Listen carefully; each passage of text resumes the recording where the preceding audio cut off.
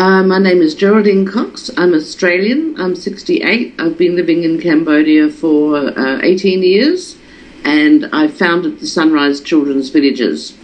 We have three of them. I live in the main one, about half an hour out of Phnom Penh. We've got 140 children.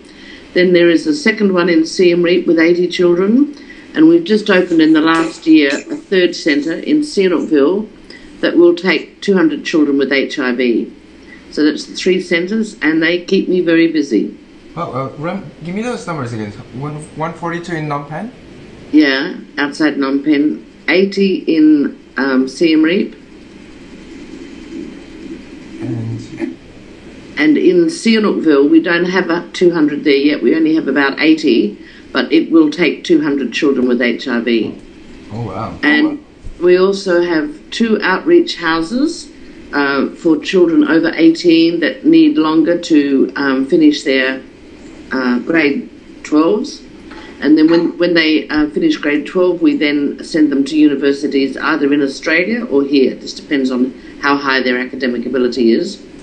And we've got about 40 community programs where a family might bring children to give them to us, but rather than us just take them, we send our caseworkers back to the village and see if it's just poverty.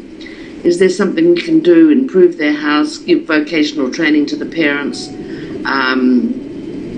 give them a sack of rice every month, because we recognise that it doesn't matter how good Sunrise is, nothing beats living with your mum and your dad. Right. So we're doing a lot of that community program work as well. But many of the children that are brought to us, it's often not poverty, it's domestic violence, and stepfathers who reject the children of their wife's first marriage. So we don't turn any vulnerable children away at all.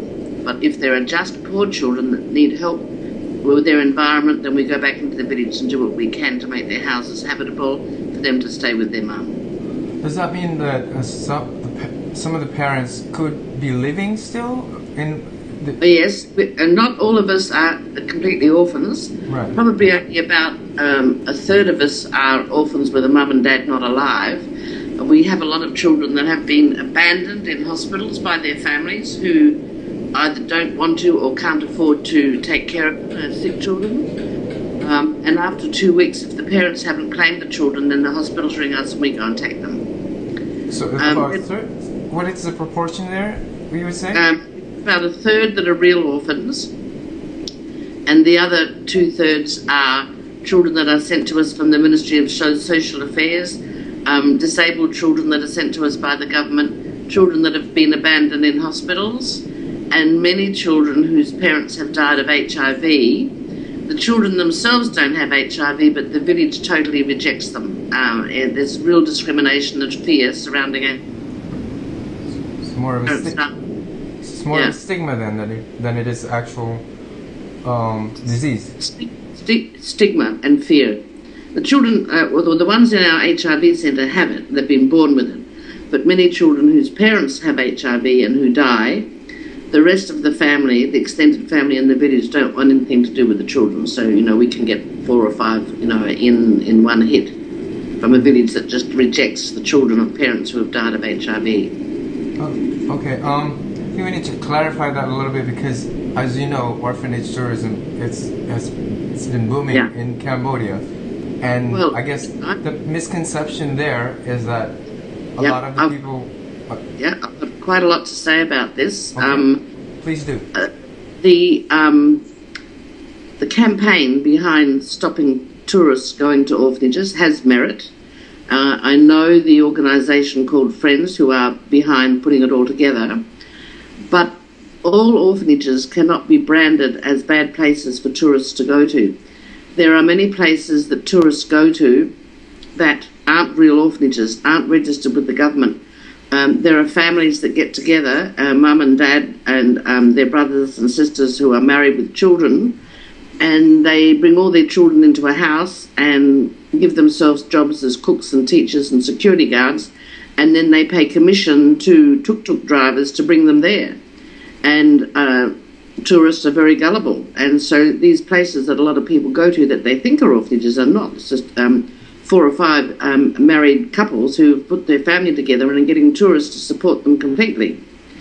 And then there are orphanages that accept tourists, and the tourists give donations, and then 6 months later, when the tourists might go back, nothing has changed.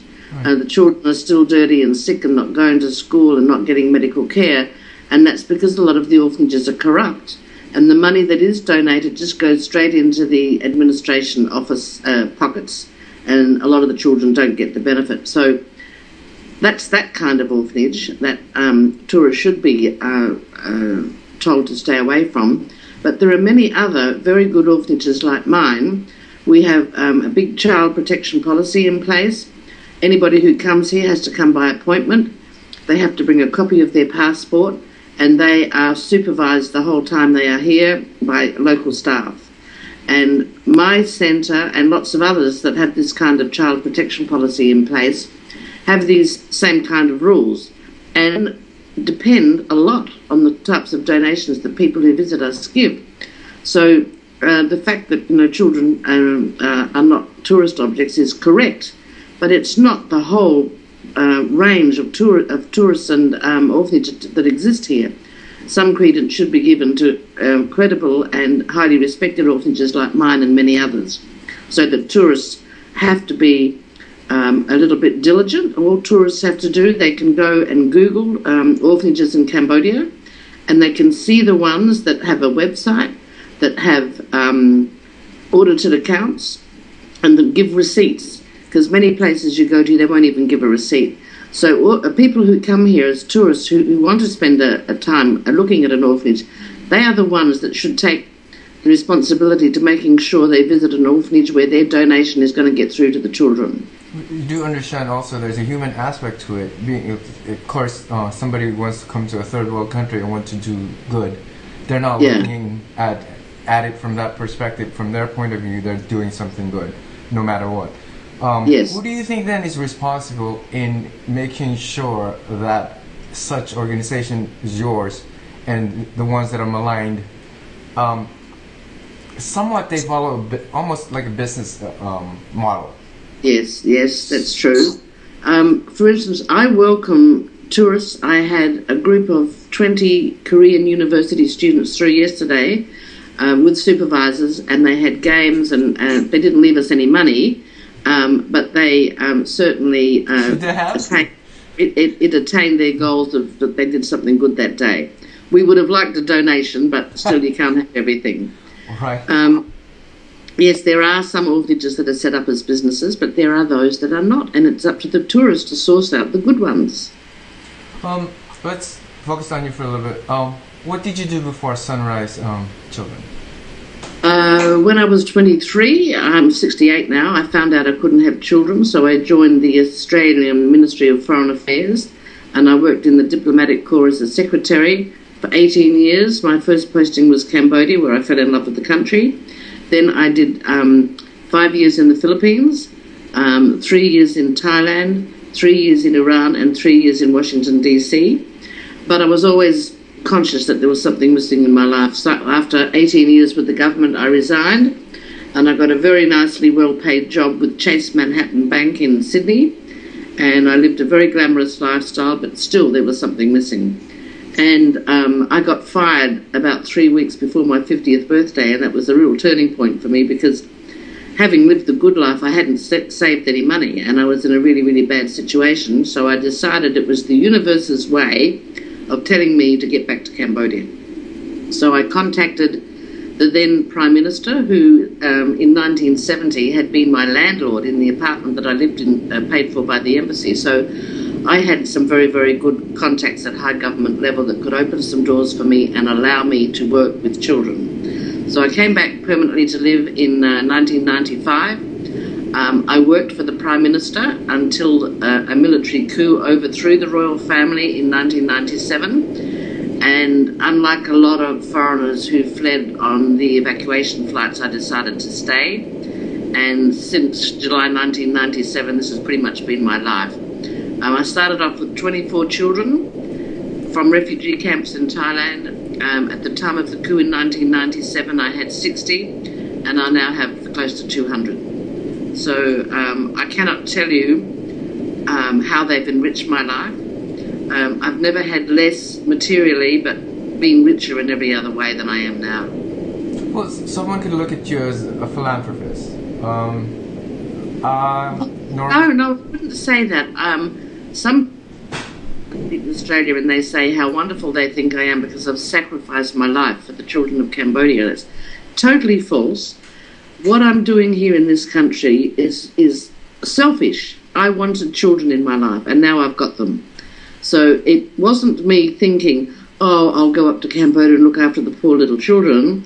It was me saying to myself, Geraldine, if there's one way to get children in your life, it's to start an orphanage, and then you'll get what you want. So I now have children in my life in a way I never would have had I had my own children. It's much better the way it is now, and I've achieved all my dreams of having children in my life. But I wouldn't call myself a philanthropist. I would call the people I convinced to give me money philanthropists, but not me. I'm the one that asks for money. A philanthropist is more somebody who gives money. I haven't got any money. I just go to people and say, give me yours. Interesting concept. What is the significance of Sunrise Children to Cambodia's travel and tourism industry? I have a handful of children studying the Cordon Bleu International Hotel Training course in Australia. It's the creme de la creme of international hotel training, and they will come back here and work in tourism, in airlines, in hotels, in the tourist industry, and they're getting the highest level of education anyone could get. I also have a boy that's just graduated from Australia with a film degree, and his dream is to come back here and make movies with Cambodians, about Cambodians, for Cambodia. I have another girl doing social work in Australia, and I have children here in Phnom Penh that are going to university doing architecture, law, social work, design, agriculture, a whole mixed bag of things. And these are the children that are going to be the future for this next generation, because they're choosing courses that when they have their bachelor's degree, they can go into the community and improve their country. And that's what we tell them all the time. Choose a degree where you can help your country. Oh, that's towards the future. Some argue, well, some say that orphanage tourism in Cambodia has propelled the country's travel and tourism industry catastrophically to 75%, like double digits, in the last few years. With your experience, do you think this is about right?